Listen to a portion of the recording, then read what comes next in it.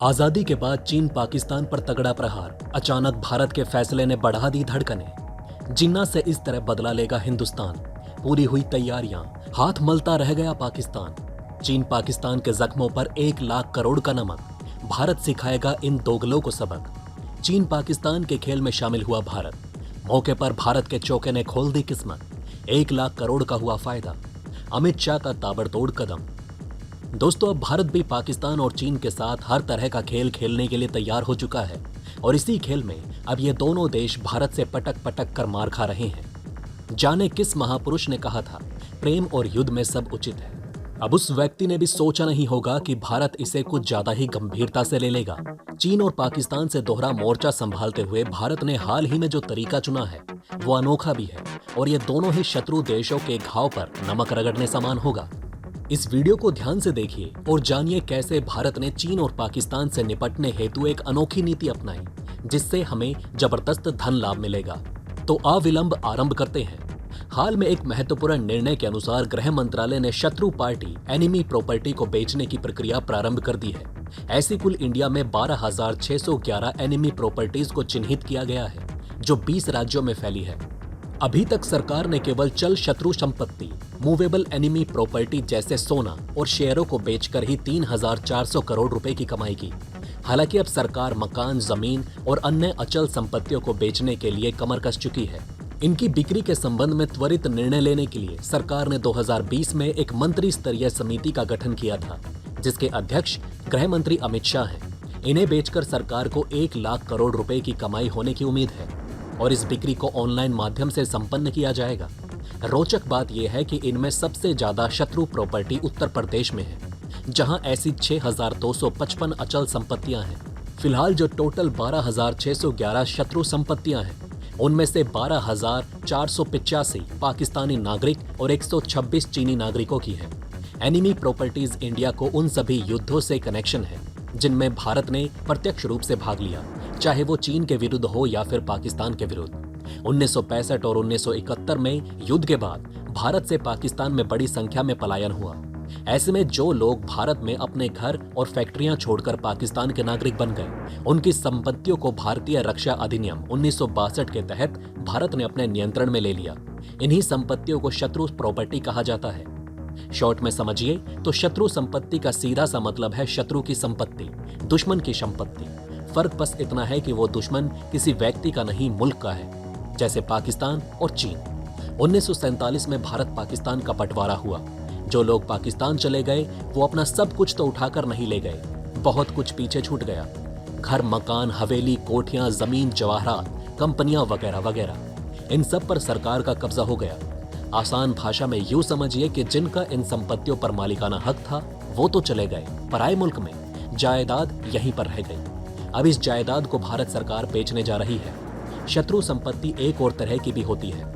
जब दो देशों में युद्ध छिड़ जाए तब भी सरकार अपने दुश्मन देश के नागरिकों की मुल्क में मौजूदा प्रॉपर्टी एक तरह से जब्त कर लेती है ताकि दुश्मन देश लड़ाई के दौरान उसका फायदा ना उठा सके। ऐसा दुनिया भर में होता रहा है। वर्ल्ड वॉर के दौरान अमेरिका और ब्रिटेन ने जर्मन्स की प्रॉपर्टी यूं ही कब्जे में कर ली। 1962 में भारत चाइना जंग हुई। 65 और 71 में पाकिस्तान से युद्ध हुआ। उस वक्त भी इंडिया ने भारत सुरक्षा अधिनियम के तहत इन देशों के नागरिकों की प्रॉपर्टी कब्जा ली। इस मामले के लिए 1968 में पारित एक शत्रु संपत्ति अधिनियम भी है। इस अधिनियम के तहत ऐसे तमाम संपत्तियों के मालिकों को अपनी जायदाद के रखरखाव के लिए कुछ अधिकार भी हासिल है। हालांकि ये अधिकार साफ स्पष्ट नहीं है और इसी के चलते कई मामले अदालत में हैं। ऐसे तमाम मामलों में सबसे ज्यादा मशहूर है राजा महमूदाबाद और उनके वारिसों का केस।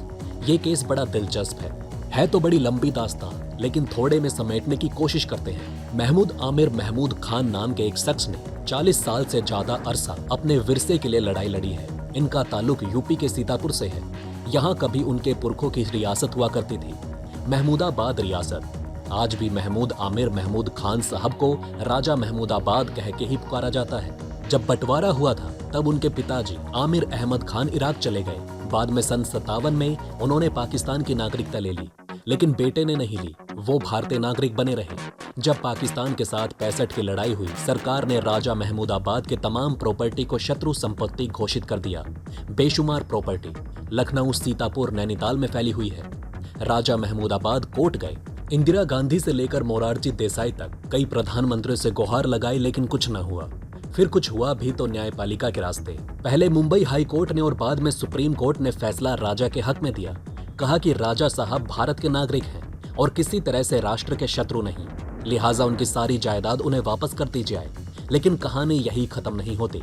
भारत सरकार को लगा कि सुप्रीम कोर्ट का ये फैसला ऐसे तमाम केसेस का भट्टा बिठा देगा, एक नाजिर बन जाएगा, जिसकी वजह से सरकार को ऐसी बहुत सी संपत्तियों से हाथ धोना पड़ जाएगा। हुकूमत ने 1968 के बने एक एक्ट में संशोधन कराने की सोची।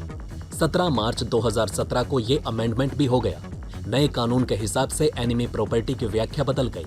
अब वो लोग भी शत्रु हैं जो भले ही भारत के नागरिक हैं, लेकिन उन्हें विरासत में ऐसी संपत्ति मिली है जो किसी पाकिस्तानी नागरिक के नाम है।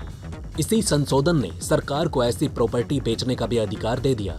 सो बेसिकली बात ऐसी हो गई कि इस तरह की तमाम संपत्तियों के मालिकाना हक स्टेट यानी हुकूमत के पास चले गए।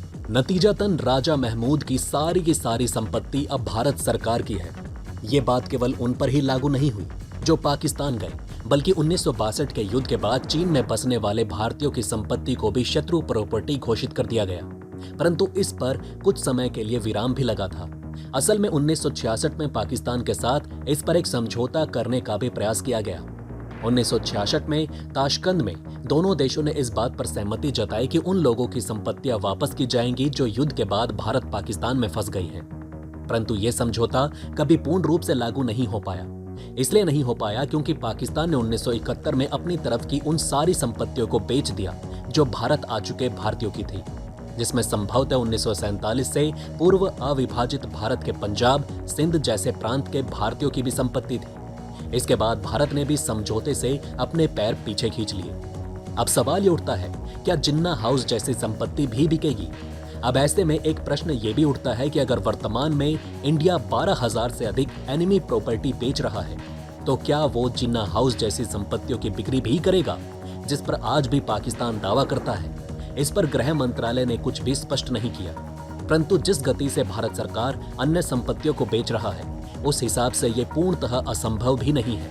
इसके अतिरिक्त इस संपूर्ण प्रकरण में एक बात तो स्पष्ट हो जाती है, अब भारत पाकिस्तान और चीन को केवल युद्ध के मोर्चे पर ही नहीं, अपितु कूटनीति के मोर्चे पर भी ऐसे घाव देने में सक्षम है जिसके बारे में चाहकर भी दोनों देश कुछ नहीं बता पाएंगे।